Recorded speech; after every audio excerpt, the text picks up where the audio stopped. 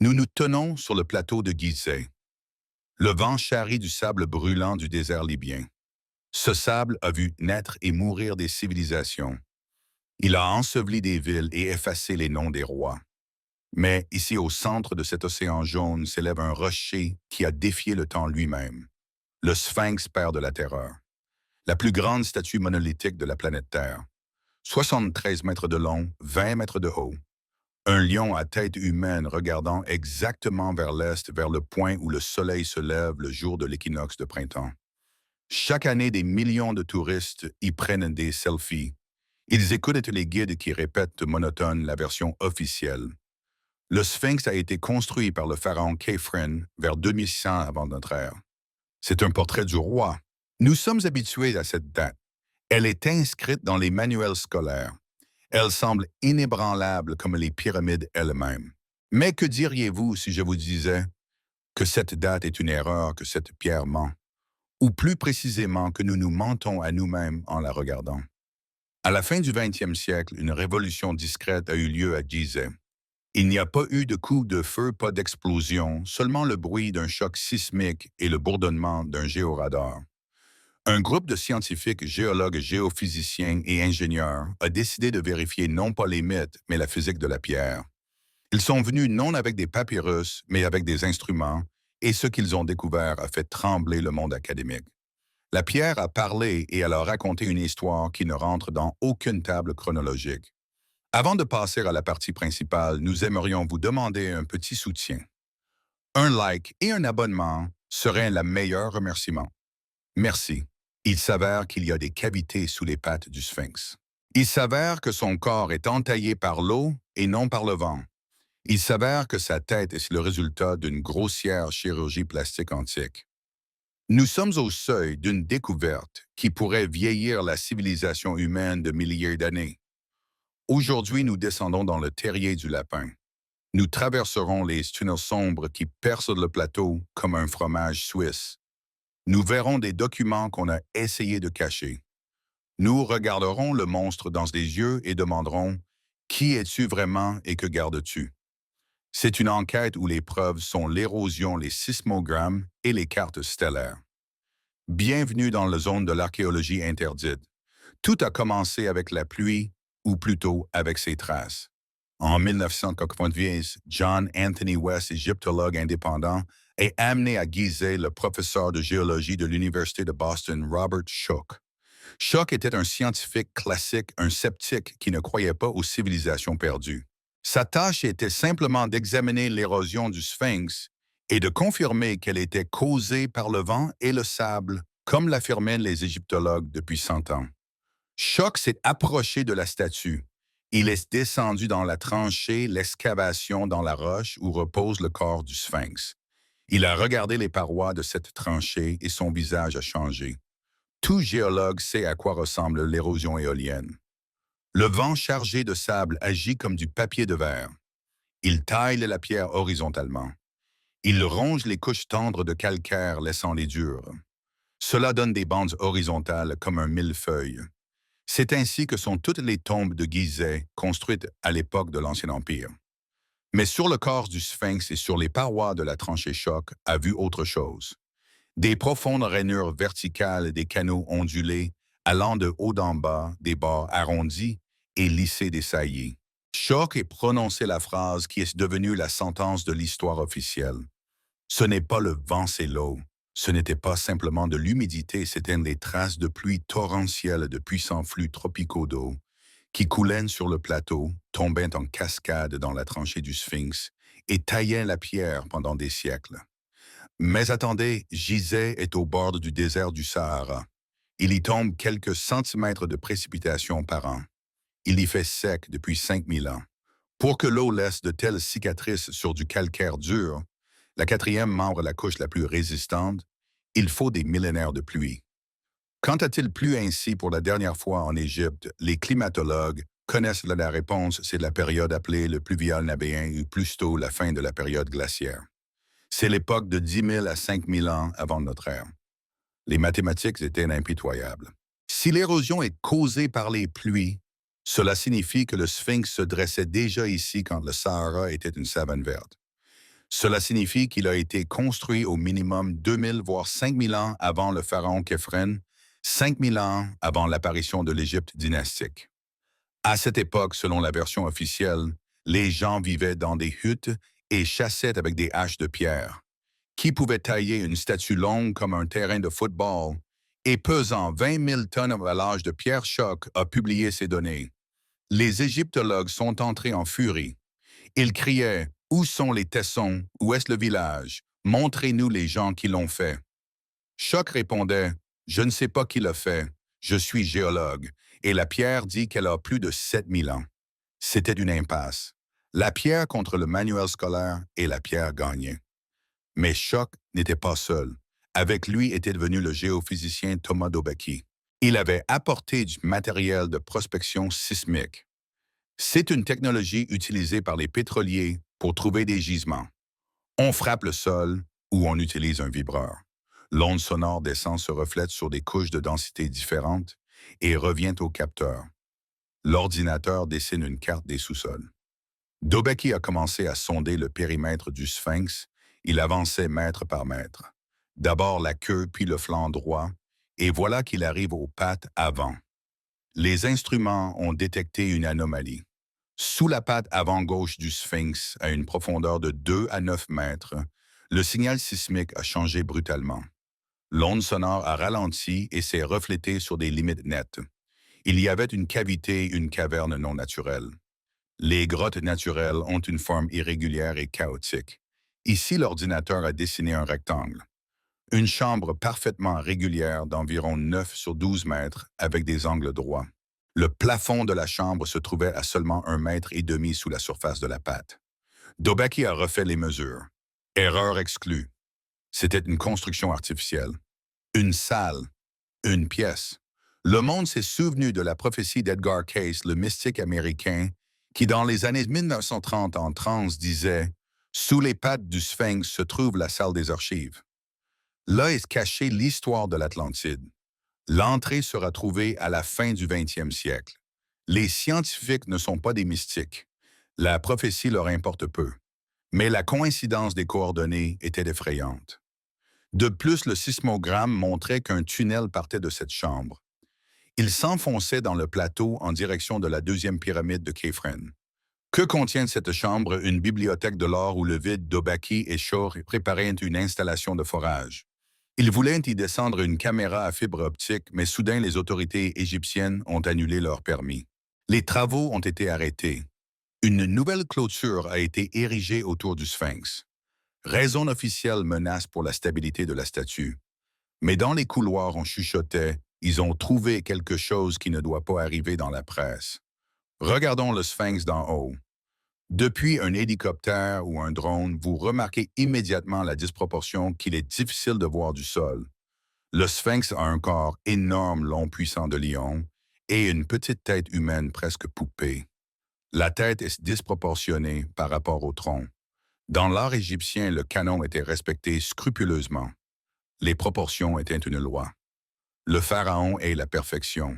Un architecte royal n'aurait pas pu commettre une telle erreur grossière, à moins que cette tête n'ait été refaite. Les révisionnistes ont avancé une théorie qui explique tout. À l'origine, ce n'était pas un sphinx, c'était un lion. Un lion complet, avec un cou massif et une grande tête de lion proportionnée au corps. La statue a résisté des milliers d'années. Les pluies, celles dont parlait Choc, l'ont détruite. La tête du lion qui dominait le plateau a souffert le plus. Elle s'est érodée, a perdu ses traits. Et voilà qu'autour de 2600 avant notre ère arrive le pharaon Khéphren ou Khéops. Il voit une ancienne statue ruinée émergeant du sable, un totem ancien, et il décide de se l'approprier. Il veut s'immortaliser. Il ordonne au sculpteur de raboter la gueule ruinée du lion et de tailler son propre visage dans le reste de pierre. C'est pourquoi la tête est plus petite que le corps. Les sculpteurs étaient limités par le volume de pierre conservé.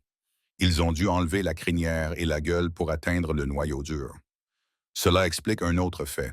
La tête du sphinx est mieux conservée que le corps. Sur le corps de profondes rainures d'eau, sur la tête non. Pourquoi? Parce que la tête a été retaillée à une époque où il n'y avait plus de pluie. Elle est plus jeune que le corps de milliers d'années. Nous ne regardons pas une œuvre originale, nous regardons un acte de vandalisme historique grandiose. Le pharaon n'a pas construit le sphinx, il l'a volé et l'a refait à son image. À côté du sphinx se trouve un temple, le temple du sphinx. Les touristes passent généralement devant en courant vers les pyramides. Dommage car ce temple est une autre pièce impossible du puzzle. Les murs de ce temple ne sont pas faits de briques, ils sont faits de blocs de calcaire. Ces blocs pèsent de 50 à 200 tonnes. 200 tonnes, c'est le poids d'une locomotive. Imaginez la tâche. Il faut tailler un cube de 200 tonnes dans la roche, le soulever, le transporter et le hisser à plusieurs mètres de haut pour le poser dans deux murs. Les Égyptiens de l'époque de Khéphren avaient des ciseaux de cuivre, des marteaux de pierre et des cordes de chanvre. Ils ne connaissaient pas la roue utilisée des traîneaux. Comment soulever 200 tonnes avec une corde molle? Elles se rompraient. Comment traîner 200 tonnes sur le sable? Les traîneaux s'enliseraient. Les ingénieurs disent que même aujourd'hui, avec nos grues et notre hydraulique, travailler avec de tels poids est une opération spéciale. Mais les bâtisseurs du temple du Sphinx manipulaient ces blocs comme des Legos. Et le plus important, l'architecture, le temple du Sphinx et le temple de granit voisin, ne ressemblent absolument pas au temple égyptien classique. Pas de hiéroglyphes, pas de bas-reliefs, pas d'ornements. Seulement de la pierre nue austère et de la géométrie. Ce style s'appelle architecture mégalithique. Il ressemble plus aux constructions de Sacsayhuaman au Pérou ou à Stonehenge qu'à Karnak ou Luxor. C'est la signature d'une autre civilisation, une civilisation pour laquelle le poids de la pierre n'avait pas d'importance. Choc est prouvé que les blocs du temple du Sphinx ont été taillés dans la même roche que le corps du Sphinx quand on creusait la tranchée autour du lion. Donc le temple et le Sphinx ont été construits simultanément à l'époque des pluies, à l'époque où l'Égypte n'existait pas encore. Mais le plus intéressant se passe non à la surface, mais sous terre. Le plateau de Gizeh n'est pas un monolithe, c'est un gruyère. Il est percé de cavités karstiques et de tunnels artificiels. En communément, le docteur Zahi Hawass, principal gardien des Antiquités et principal opposant à la théorie du Sphinx ancien, annonce soudain une découverte. Il l'appelle la shaft d'Osiris. L'entrée se trouve dans le passage entre le Sphinx et la pyramide de Khéphren. Les touristes n'y ont pas accès. C'est un puits vertical taillé dans la roche. Premier niveau vide. Descendons plus bas. Deuxième niveau. Une chambre avec 6 niches dans les murs. On y a trouvé des sarcophages datés de 600 avant notre ère. Période tardive. Rien d'extraordinaire en apparence, mais dans un coin de cette chambre, il y a un autre passage vers le bas. Troisième niveau. Profondeur d'environ 30 mètres sous terre. Un immeuble de 10 étages. Vous descendez par une échelle branlante dans l'obscurité. L'air est étouffant, humidité 100%. Et en bas, vous voyez de l'eau. Les eaux souterraines ont inondé la salle, et au milieu de cette eau, comme sur une île, se dresse un sarcophage de basalte noir. Le couvercle est décalé à l'intérieur des eaux vides. Autour du sarcophage, les restes de 4 colonnes. Hawass l'a appelé tombe symbolique du dieu Osiris. Hérodote écrivait que Khéops était enterré sur une île dans un lac souterrain. Peut-être est-ce que cela, mais les géologues ont vu autre chose. Dans le coin nord-ouest de cette chambre inondée, il y a un tunnel étroit. Il continue vers la grande pyramide. Il est trop étroit pour un humain, mais un robot pourrait passer. Où mène-t-il? Ce puits prouve que les anciens bâtisseurs maîtrisaient de la technologie du forage profond et de la création de complexes souterrains complexes, et qu'il existe un système hydraulique sous le plateau. Le Sphinx ne repose pas simplement sur du sable, il repose sur le toit d'une immense ville souterraine ou d'un complexe technique. Officiellement, le Sphinx est un monolithe, une pierre unique. Mais les archives disent le contraire. Dans les années 1920, l'ingénieur français Émile Barrès a effectué une restauration massive du Sphinx. Il le dégageait du sable et a pris des centaines de photos. Sur ces photos noires et blancs, on voit ce qui est aujourd'hui caché. Un trou au sommet de la tête du Sphinx aujourd'hui cimenté. Un trou dans le dos juste derrière le cou cimenté. Et le plus important, une entrée à la base de la queue. Sur les vieilles photos, on voit des ouvriers entrer dans un profond trou à l'arrière de la statue. Dans ses journaux, Barres écrivait sur un tunnel qui s'enfonce dans le corps du Sphinx et descend. Au début du 20e siècle, le colonel britannique Howard Vyse, celui qui faisait exploser les pyramides à la dynamite pour la science, écrivait aussi sur un tunnel dans le dos du Sphinx. Il a essayé d'y entrer, mais son forêt s'est coincé. Où mènent ces passages?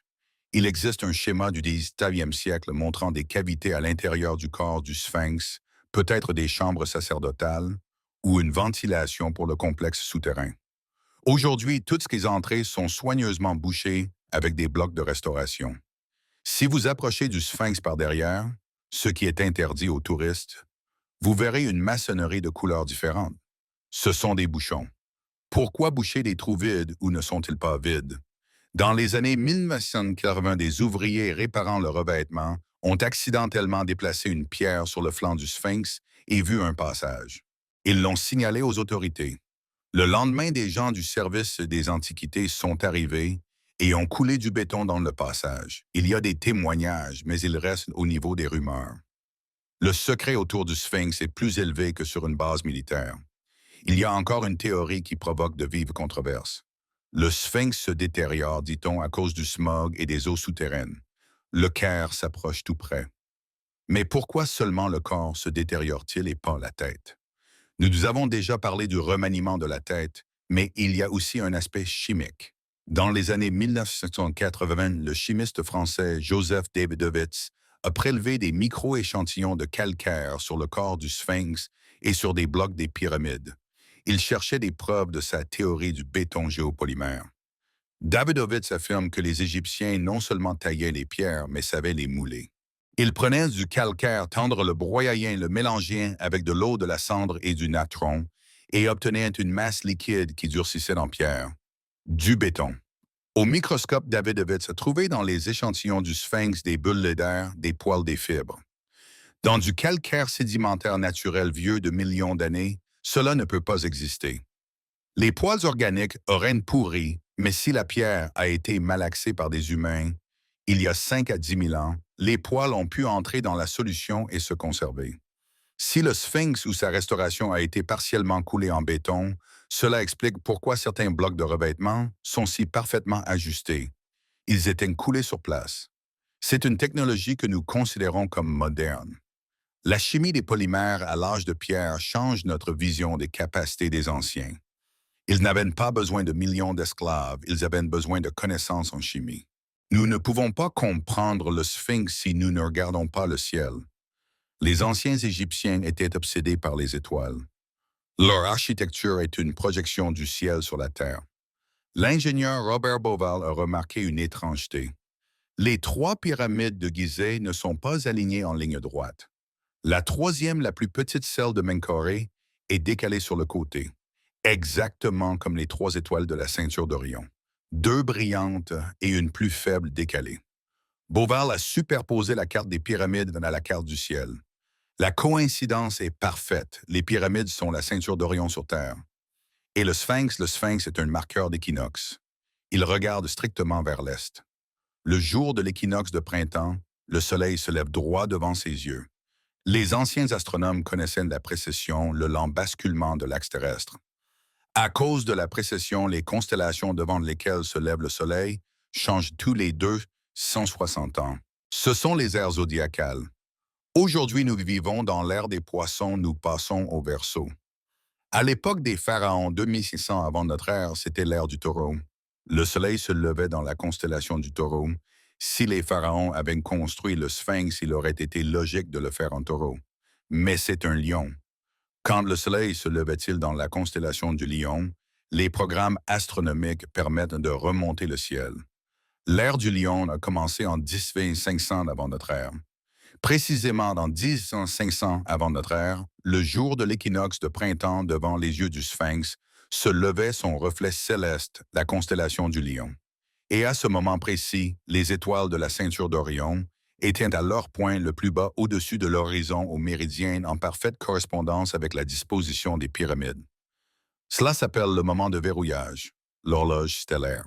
Tout le complexe de Gizeh est un gigantesque chronomètre de pierre qui pointe vers une date précise 10 500 avant notre ère. Cela fait 8000 ans de plus que l'histoire officielle de l'Égypte. C'est exactement l'époque où il pleuvait. Selon Choc, la géologie et l'astronomie pointent vers le même point dans le temps. Coïncidence ou message? Pourquoi n'en savons-nous rien? Pourquoi cela n'est-il pas dans les manuels? Parce que c'est dangereux. Reconnaître que le Sphinx a 12 000 ans signifie admettre que l'histoire que nous apprenons est fausse, qu'avant nous existait une civilisation hautement développée. Les autorités égyptiennes tiennent la défense. Zahi Hawass, le roi des pyramides, a personnellement interdit les recherches de Choc. Il l'appelait pseudo-scientifique. Il disait « Il ne peut pas y avoir de civilisation il y a 10 000 ans parce qu'on n'a pas trouvé un seul pôle. » Logique de faire pas de pôle, pas de sphinx, mais le sphinx existe. Autour du sphinx, un mur de béton a été construit. La nuit, une garde armée veille.